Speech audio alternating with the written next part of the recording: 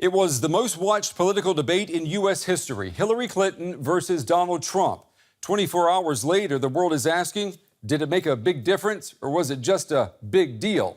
I'm Brent Goff, and this is The Day.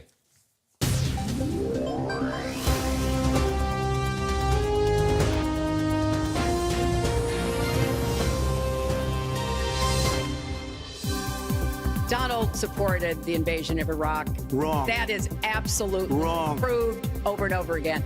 Wrong. I think Donald just criticized me for preparing for this debate. It's about time that this country had somebody running it that has an idea about money. And we don't have the money because it's been squandered on so many of your ideas. You haven't paid any federal income tax for a lot of years. I was the one that got him to produce the birth certificate, and I think I did a good job. So he tried to put the whole racist birther lie to bed. But it can't be dismissed that easily. Well, Secretary Clinton doesn't want to use a couple of words, and that's law and order. We cannot just say law and order. African Americans, Hispanics are living in hell because it's so dangerous. Stop and frisk was ruled unconstitutional in New York because it largely singled out black and Hispanic young men. No, you're wrong. And you know what else I prepared for? I prepared to be president, and I think that's a good thing.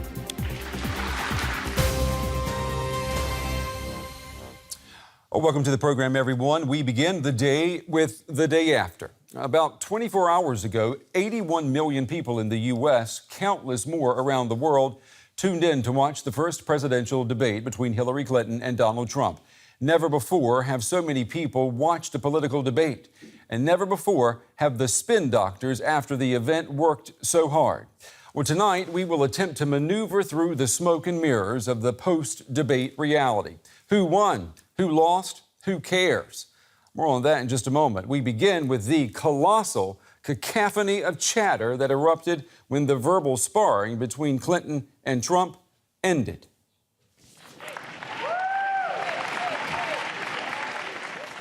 The first debate done and dusted, but who got the upper hand?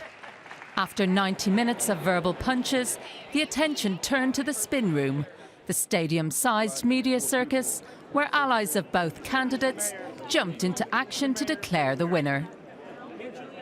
Donald Trump won the debate, hands down. And more importantly, she proved she couldn't be president of the United States. Her ignorance of the economy is astounding. Hillary Clinton's campaign chair, John Podesta, thought she was terrific and that she talked directly to the American people. Donald Trump himself made an appearance, flanked by his wife Melania and a scrum of Secret Service agents. And he was confident he had delivered convincing arguments. I thought we did very well, and I guess every online poll is indicating we did very well. Hillary Clinton skipped the spin room and headed to a debate party organised for her supporters. We had a great debate. We were able to talk about what we want to do to get the economy to work for everybody, not just those. Clinton also received praise from the White House for her debate performance.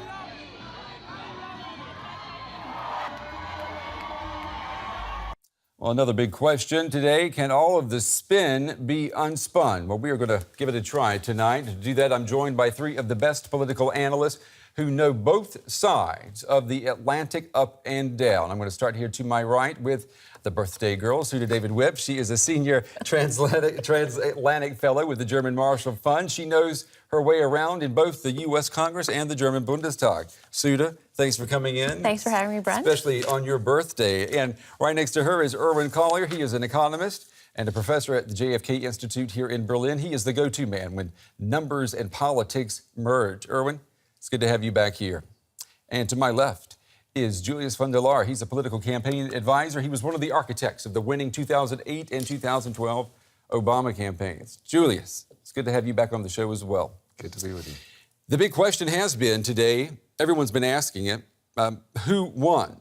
I want to ask all three of you, is that the question we should be asking? Or is there something else that we should be talking about? Sudha, I'll let you start. I mean, it's always fun to say who's won, and the experts, most of them are saying that she won hands down, but I think that this is just, sort of one milestone. There's still about a month and a half to go, 2 more debates to go. So this matters, but it doesn't matter in the larger scheme of things. And I think we need to be asking ourselves, is there going to be an October surprise, for example? What are the things that could still come up that could change the dynamics of the race? Erwin, what do you say? Well, every step is important. It's a tug of war, and you want to get over the 51% mark at some point when it comes to the election. You have to have that, or at least a strong plurality to get those electoral votes. And we should be concentrating on maybe 10% of the registered voters. And everybody else, I don't think it did anything other than relieved a lot of people, perhaps on one side, gave another side a bit of a headache. But that 10% in the middle, these are the people we have to keep our eye on. The undecided ones. And, I mean, have we been asking the right question today, Julius? Well, first of all, I heard a lot of Democrats being very relieved after Donald Trump, and the race has been tightening. The polls have indicated that the race is very close. So a lot of people relieved. But in the end, I thought, some people said it was a knockout punch. I didn't think it was that. I thought Hillary Clinton obviously did well, but I don't think it fundamentally altered the shape of the race. The major news organizations, such as CNN, they've declared Clinton the winner of this debate. The offline and the online worlds, however, it seems people did not perceive the same things last night. I want to show you what we're talking about. Here at DW, we asked our followers who won the first presidential debate. Now take a look at this. The results so far, 62% say Donald Trump. Now, that's almost the exact opposite of what we've seen from the scientific polls. I want you to take a look now at Trump's Twitter account. He shared several of these social media and online polls claiming that he won the debate and spreading that message directly to his more than 20 million social media followers. Now, this, of course, as we've said before on this show, it creates an echo chamber. Trump supporters following him on Twitter might really believe that he won the debate. The hashtag Trump won. Take a look at this. It is still trending on Twitter. It's been trending all day. 270,000 tweets. I'm wondering, how do we get this complete opposite performance on Twitter? And Julius, I'll ask you. I mean, we talked about this last week. Are we talking about social bots? I was about to say, those social bots are pretty busy right now, just repeating whatever Donald Trump is saying. Look, I don't think this really matters at the end of the day. It is about the undecided voters, and there's still a significant number of folks out there that are still making up their minds in those final 42 days of the election. So Donald Trump preaching to the choir and sort of mobilizing his base, that's important, of course. But in the end, the question becomes, who can put together that winning coalition in the important swing states? Yeah, but it's still disconcerting if those numbers that we see if they don't reflect reality. What about, though, if the news agencies pick up on it and start reporting? I mean, it has been reported all day, and can't they influence then what people think, right? Of course. I mean, I think that, and today really the media has a difficult role because even Donald Trump said it himself last night in the debate. She has the support of the mainstream media and kind of actually knocks that as a bad thing. So there is sort of parallel universes going on in terms of showing the race in the way that each side would like to show it. Yeah, and Erwin, you're the economist here, the numbers man. I mean, a scientific poll is not the same thing as a survey online that anybody and everybody can answer, right? And let's just face it, I think this is also where journalists are called to be critical with their sources. Some sources are reliable, some sources not so reliable, and simply to be honest about, there's information almost every place, but it might be information about some 400-pound guy on a bed, as Donald Trump mentioned, able to command the Twitter sphere for a week at a time. And when you look at all of this, it begs the question then, is the debate still the Democratic event? Is it an event of democracy, or is it just pure show now? Well, I mean, I think Lester Holt, the moderator, really tried to step back and let the candidates have a dialogue with each other, and also caution to the audience not to applaud because they just wanted which they did, but they just wanted to focus on the candidates. Look, I think the supporters for Hillary Clinton and Donald Trump have already made, the ones that have already said, I'm going to support this side, it's going to be hard to move them. But as my colleagues say here, I think it's those undecided voters or those that say, I really can't vote for him, but can I vote for her? And she had a chance to sort of show her policies and show why she thinks she's the better candidate. All right, well, we're going to pick up the notion of policies and issues and substance in a moment. But first, let's take a look at what was said last night about looks and stamina. Wait, you have so many different things you have to be able to do, and I don't believe that Hillary has the stamina. Let's let her respond. Well, as soon as he travels to 112 countries and negotiates a peace deal, a ceasefire, a release of dissidents, an opening of new opportunities in nations around the world, or even spends 11 hours testifying in front of a congressional committee, he can talk to me about stamina. The world, let me tell you, Hillary has experience, but it's bad experience. We have made so many bad deals during the last, so she's got experience, that I agree, but it's bad experience. I mean, Julius, my point all day has been, there wasn't a lot of substance there, right? I mean, it's basically he said, she said, right? Where's the meat?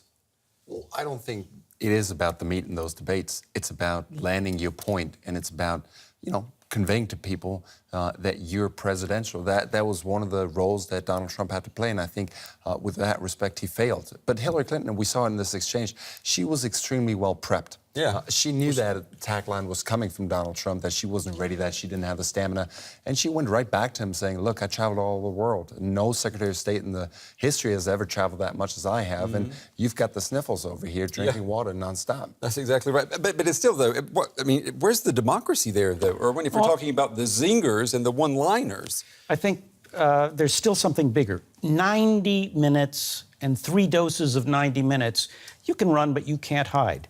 And what we are doing is not so much going for a particular platform as much as, do we trust them with the family car? Well, you got the keys, and why should I trust you? And 90 minutes one-on-one is a serious political test. And I still think, even though we're going to talk tactics and talk strategies, in the end, somebody who does master the material does come out without making mistakes. Yeah, I want us to take a look, too, at what was said last night about the woman card. I mean, that came out in the discussion as well. Take a look. But this is a man who has called women pigs, slobs, and dogs, and someone who has said pregnancy is an inconvenience to employers, who has said women don't deserve equal pay unless they do as good a job as men. I mean, okay, those are all things that maybe you may not like about someone, or you may, but isn't this just, again, we're not talking about the issues, and we're just bringing the rhetoric and the polemic to a new low again? Right. I mean, I agree with Julius. It's about being presidential. It's about having the temperament for the office in the White House. But I do think that the discerning voter can see that there are philosophical differences between the candidates. I mean, especially when it comes to international relations. Secretary Clinton did make it a point to say that I believe in the alliance system that we've upheld, for so long to keep the peace in the world, whereas Donald Trump sees it as being not in our national interest to have alliances with many countries around the world. And do you think the world is concerned? I mean, our audience is international, is global. I mean, was she correct in saying, I want to reassure you, I want to calm your nerves, our word is good? I do think so, because I'm sure, even before the run-up to the presidential election, with President Obama's so-called rebalancing to Asia or pivot to Asia, I do think that some European allies have been concerned, and also with our pullout of Iraq, and just our need to not necessarily do everything on our, the Obama doctrine, as it was well put in the Jeffrey Goldberg article in The Atlantic. I do think people need reassurance, and she said words matter, and I do think that she intends to do that when it comes to America's foreign policy as well. And the power of words, was that on display last night? And I think also coolness under fire. If you're dealing in an international situation, you can look around and see there are many loose cannons on the global deck, and that she was able to keep her sentences going, even though she was interrupted, the count was something like 51 times, without losing a beat. This is something that is very important, to be able to keep cool and not take things, let them get under your skin. To stay on message. Stay on message. And how do you react the day after? I want you to take a look now at what Clinton said today on her plane. She was asked by reporters there about Donald Trump's tweets today. He claimed today that the microphone, he had a bad microphone, and he said the microphone was part of the problem last night. Take a look at what Clinton said. What about his stamina? How is your microphone? What about his stamina? Anybody who complains about the microphone is not having a good night. Julius, I mean, you've been inside the campaigns. Talk to me. Was that a party plane today? I think it was. Look, anyone, as she said, who complains about the microphone, who says, I didn't get the right food right before, or, how Trump complained that Clinton had been spending millions of dollars of ads. Look, he wasn't prepared. He had material for the first 20 minutes, and after that, it was gone. There was no substance. He was completely ludicrous on some of the issues he talked about with regard to foreign policy. And Hillary Clinton, just made it about him. And I think this is where his weakness is. It was about his ego. She attacked him, and he just went for it every single time and didn't talk about the issues. And he has something to gain there. There are a lot of Americans out there who are still undecided and who care deeply about their families and who are not happy with the way Washington is going. And he can address that, the grievance issues. But he didn't. He talked about himself and his hurt feelings and his ego. And I think this is where he loses the election if he continues to be on that path. A final question before I move over to our correspondents. I want to ask you, what about the threat that was made to talk about Bill Clinton's marital infidelities at the next debate? Do you think he'll do that? If he does, it'd be the worst move in politics. This is pitiful, and, it'd be shameful if he did. Yes, no? I'd say be very careful. Hillary Clinton can fire back, and she's been preparing. And what we also know is she's been very well prepared. Sue, do you think it'll happen? He's already hinted at it, but I don't think it's really going to be a big surprise because he's already hinted at it. So maybe he'll have another zinger ready. Who knows? Good media strategy. All right, you guys sit tight here. We want to take our discussion now to the other side of the United States.